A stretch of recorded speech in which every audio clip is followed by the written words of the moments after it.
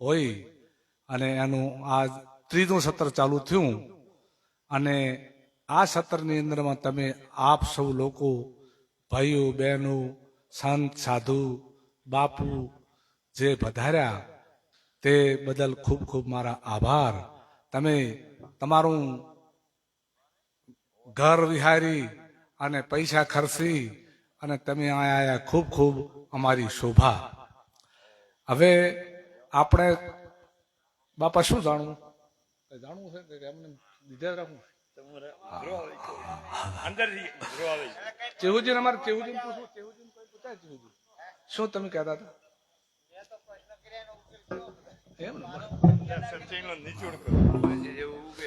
હવે આપણે હા બરાબર. હવે આપણે ખાસ તો સમજવાનું એ જ છે જીવ કોને કહેવાય, આત્મા કોને કહેવાય, ચેતન કાને કહેવાય, પરમાત્મા કોને કહેવાય, એ બધા શાસ્ત્રીય વિષયો છે.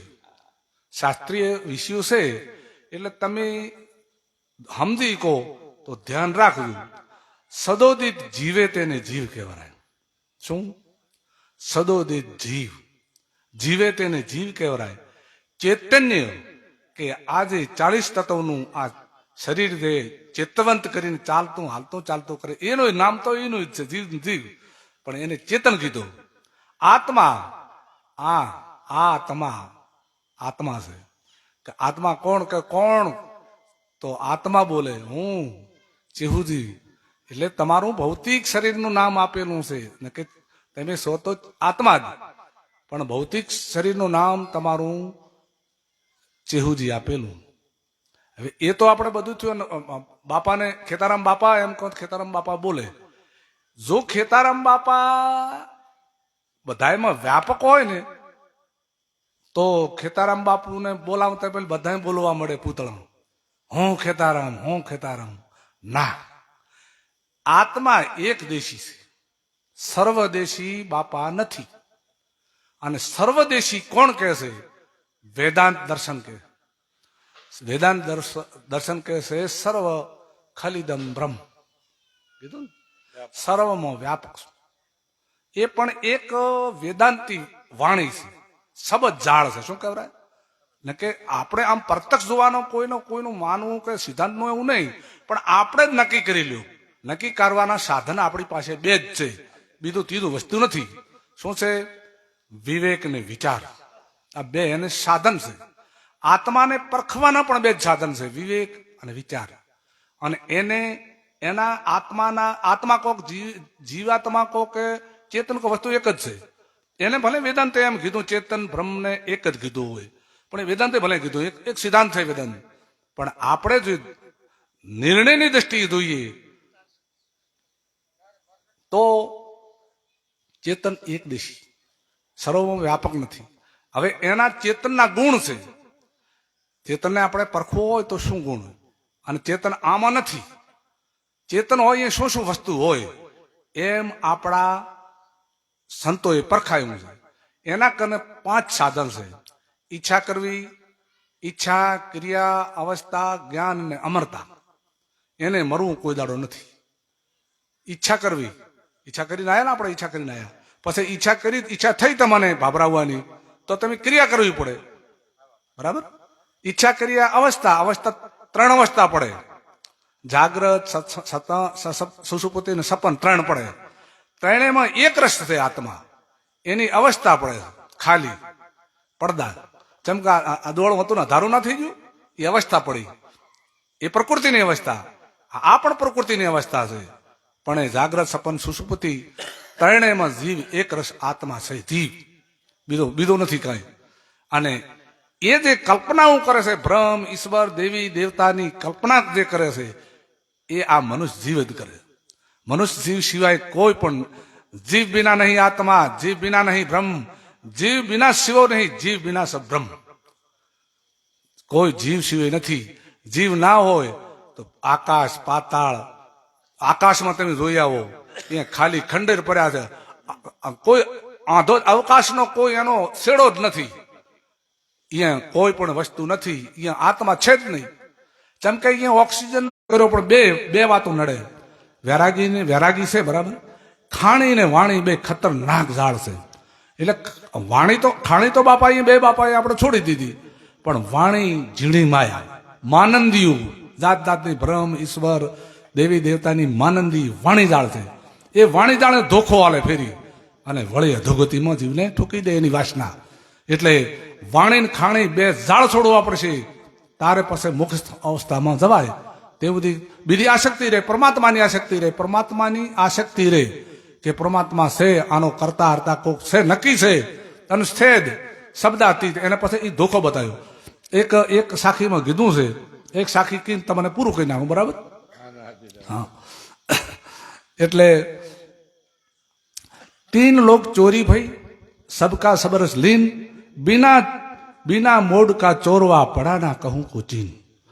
3 लोग चोरी भई, सबका सबरस लीन, बिना मूड का ચોરવા પડા ના કહું કો ચીન. આ બીજીકની સાખી છે. હવે એમાં એમ કીધું સદગુરુ કબીર સાહેબે કે એક ચોર આવ્યો અને 3 લોકમાં ફર્યો અને બધાયનું ધન લઈ ગયું. અને બધાય ધન લઈ ગયા, સોરની વાહે પાછળ પાછળ ફર્યા. એટલે સોર માથું નહીં. સોરને માથા વગરનો તમે કેમેરા લીધા, ફોટા પાડ્યા, પણ એ આવે જ નહીં, ભૂડું ના આવે, ઓળખાય જ નહીં. બિના મોડકા ચોરવા પડ્યા ના કહું કો ચીન. એટલે બિના મુદ્દો જ નહીં. મૂડ એટલે માથું, એટલે માથા વગરનો મુદ્દા વગરનો ચોર. એ બધા સવરસ આ 3 લોક એટલે 3 ગુણી માણસો, રજોગુણી, તમોગુણી, સતુગુણી, 3 લૂંટ્યા. ભક્તિ વાળાને લૂંટ્યા, બ્રહ્મજ્ઞાનીઓને લૂંટ્યા, પછી જ્ઞાનીઓને લૂંટ્યા, ધ્યાનીઓને લૂંટ્યા, પંડિતોને લૂંટ્યા, પાદરીઓને લૂંટ્યા, બધાને લૂંટ્યા. કોને લૂંટ્યા? ધોખે. ધોખો શું? પરિભ્રમ. પરમાત્મા આપણે હિન્દુ સમાજમાં અને ઓલા ઇસ્લામમાં અલ્લાહ અકબર. આ ધોખો. અને ધોખો કે પછી ગુરુ કરાયા અને ધોખાનું આલ્યું, રટણ આલ્યું ધોખાનું કે ભાઈ પરમાત્મા કેવો. તો પરમાત્મા તો ધોખો છે, એને જ ખબર નથી, ગુરુને જ ખબર નહીં કે નિરાકાર. કોઈ મુદ્દો ખરો? હવે એને ગોતવો છે. નિર્ગુણ, નિરંજન, અથા, અપાર, અગમ, અગોચર, આ બધા મુદ્દા એને આલ્યા. એટલે માથા વગરના મુદ્દા થયા ને. આ ધોખો, એને મુદ્દો નથી એટલે ધોખો. હવે ધોખો પહેરાઈ દીધો એને. ભેગ તો એને વૈરાગના આલ્યા, બાપડા ખૂબ વૈરાગ ઘર બાર છોડી દીધા અને ખૂબ બધું કર્યું, પણ પકડાયો ધોખો.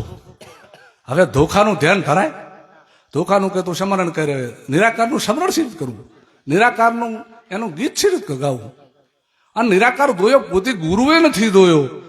અને એને પછી આને શિષ્ય જેટલા છાય એટલા એને પણ હેઠા દઢાયા, ભ્રમ દઢાયો કે નિર્ગુણ, નિરાકાર, નિરંજન, અખંડ, અજર, અમર. આ ધોખો છે. હા. અને પોતે પોતાને ભૂલી જો.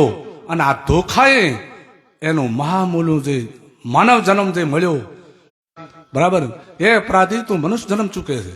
આમાં નામાં આ ધોખામાં, ઈશ્વર, દેવી દેવતા, ભૂત પ્રેતના ધોખામાં હું ભૂવા આખો દાડો ધૂણે, આખી રાત ધૂણે, અને માતાને મઢે બેઠા હોય, હે સિગોતરમાં, હે કાળકામાં. એ પણ ધોખો છે. એમાં એને જિંદગી બરબાદ કરી નાખે. હા, બડે ભાગ છે મનુષ્ય તન પાવા એમ કીધું છે. હવે પાયો તો ખરો, પણ એ વૈરાગે લીધો એને. ઘરથી ધર્મે છોડી દીધો, છોકરા છોડ્યા, બૈરા છોડ્યા, જમીન છોડી, પણ વૈરાગ લીધો પણ ફસાણો પરો ધોખા વળી ઓલ્યા. બિના મૂંડકા ચોરવા પડા ના હું કહું કોચી. વગર માથા વાળો જે હતો ને ધોખો, અનુમાન, કલ્પના, એને માથું ના હોય. એ ધોખાની અંદર હું પહેરી ગયો અને એનો વૈરાગ, એનું જ્ઞાન એ બધું પાણીમાં હેરાન થઈ ગયું. કેમ કે એને ધોખાને ધારણ કર્યું. અને ધોખાને ધારણ કરે એ કોઈ દાડો કલ્પના કોઈ દી પકડાય ના પકડાય. કલ્પના છે તો ખાલી તમે એમ કહો તો કલ્પના તો ઘડીકમાં ઊભી થાય. આકાશમાં લાડવા, એ તો કલ્પના થઈ ને, આકાશના લાડવા. હા, સસા સિંહ, હા, સસલાને શેંગડા, એ તો કલ્પના થઈ ગઈ. હવે કલ્પના તો નામ આલ્યું એવું બ્રહ્મ, ઈશ્વર, દેવી દેવતા, ભૂત પ્રેત એવો નામ આલ્યો છે ધોખા. અને એ ખાલી કોઈ વસ્તુ નથી.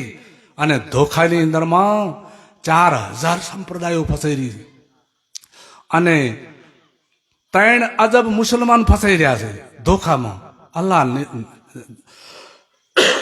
અલ્લાહ નિરાકાર છે એમ કે એ આપણે એમ કહેશે ને અદ્વૈતવાદી છે એમ એ પણ છે. અલ્લાહ નિરાકાર છે અને નિર્ગુણ છે અને અગોચર છે એ એમને એમ કહે છે. એમાં 3 લાખ ફસાણા, 3 અજબ 7 અજબની વસ્તી એમ. અને પછી 2 અજબ અહુદીઓ ફસાઈ રહ્યા, 2 અજબ બૌદ્ધો ફસાઈ રહ્યા, 80 કરોડ હિન્દુ ફસાઈ રહ્યા. હિન્દુઓમાં તો વળી 40,000 સંપ્રદાયો અને 1.5 કરોડ 16 કરોડ તો ભગવાન અને 16 કરોડ દેવીઓ.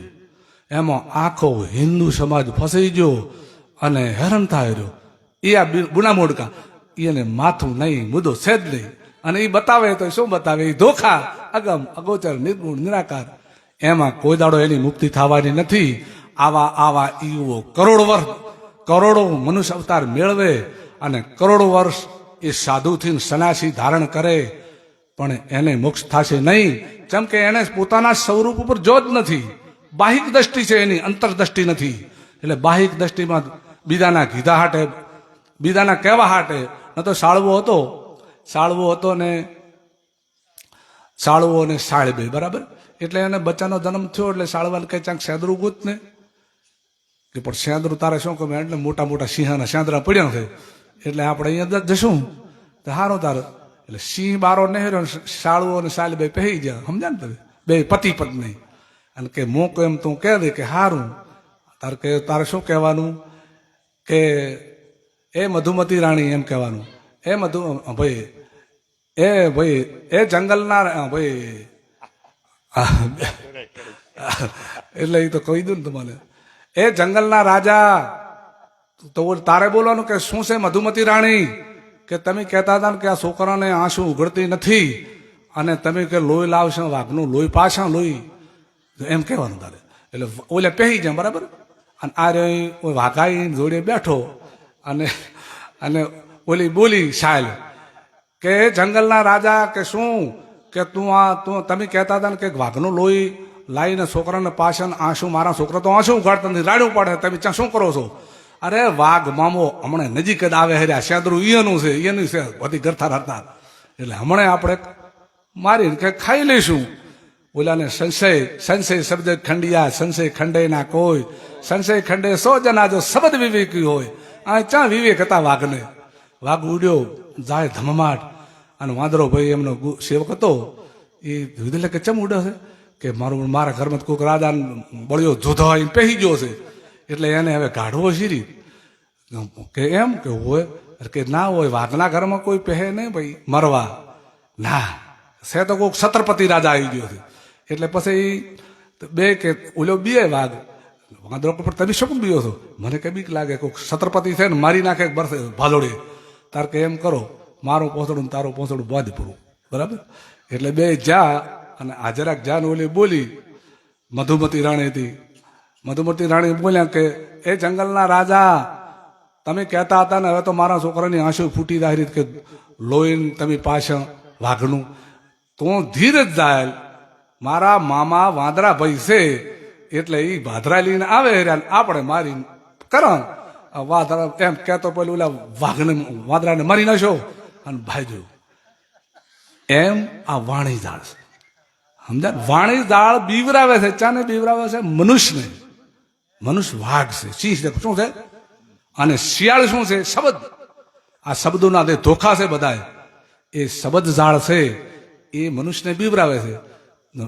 કશું નથી હોતો માથે કૂતરા ઝરતા હોય છે, મેલડી માથે, સિગોતરી માથે અને ઓલે રે રાખતી એટલે ભાઈ તો સિંહ છો અને ઓલે તો તારા બિહારેલા છે, મેલડી ઝાંપડી સિગોતર કાળકા ભવાની તો સુકુમ બિહાય છે. પણ એને સંશય પહેરી ગયો. એમ સંશય પહેરવાના કારણથી આ 4000 સંપ્રદાયો બની હતી અને કોઈ મુક્તિ મળતી નથી. જેમ કે એનું અણહાર એવા છે. હું નથી કહેતો ભાઈ મળતી છે તો કોઈ વાંધો નથી, પણ એના એવું કશું નથી. જેમ કે સંશયમાં પહેરી ગયા છે. આ વાઘ જેમ શાલના ચંદ્રામ નતો પહેરી ગઈ ભાઈ વાઘના ચંદ્રામ શાલ, એમ સંશય પહેરી ગયા. ધોખારૂપી શબ્દો પહેરી ગયા અને એ શબ્દો રહ્યાને એ મનુષ્યને હેરાન કરે છે. અને એ શબ્દના ધોખા કાઢવા માટે આપણે પારખી સંતોની જરૂર છે. એટલા માટે આપણે ધર્મેન્દ્ર સાહેબને બોલાયા અને તમે ધીરે ધીરે બધાએ સાંભળીને તમારા ધોખા કાઢી નાખજો. ન કે વગર માથાના ધોખા છે અને તમે હેરાન થશો અને ગુરુઆ શિકારી બડા પ્રપંચી કરે કરે કરે અકાજ જમાકા બરાબર જમાકા જે જમા જીવ છે એનો અકાજ કરે તું તો કે તું જ છો સદ ને બ્રહ્મનો અંશ છો એમ કે પરમાત્માનો અંશ છો એ એમ કે છે વેદાંતની અંદરમાં બાપા કે પરમાત્માનું પ્રતિબિંબ અંતકરણમાં પડે છે બરાબર અને એનાથી ચિદાભાસ રૂપી આત્મા ઉત્પન્ન થાય બરાબર હવે અંતકરણમાં પડ્યું તો આપણે જેવી રીતે દાખલો હાલે વેદાંત કે જેવી રીતે કાચના ટુકડા હોય પાણીના કોંડા હોય એમ સૂર્યનું પ્રતિબિંબ પડે એમ આ ઘટોની અંદરમાં જે છે બધા જે ઘટો છે બધા ઘટો 84 લાખના એ ઘટોની અંદરમાં પરમાત્માનું ચિદાભાસ પ્રતિબિંબ પડે બરાબર એના વિશેમાં અમે મારું શાસ્ત્ર બનાવ્યું છે આપણે પરમ દિવસ 17 તારીખે દાડે એનું વિમોચન છે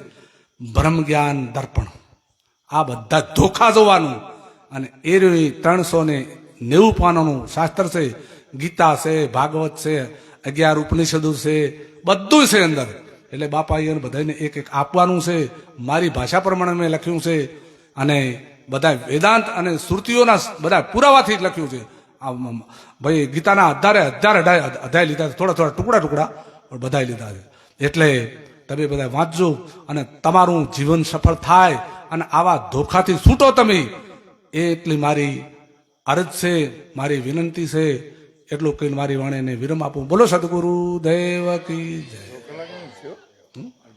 બસ એટલું તો હું બધું બોલી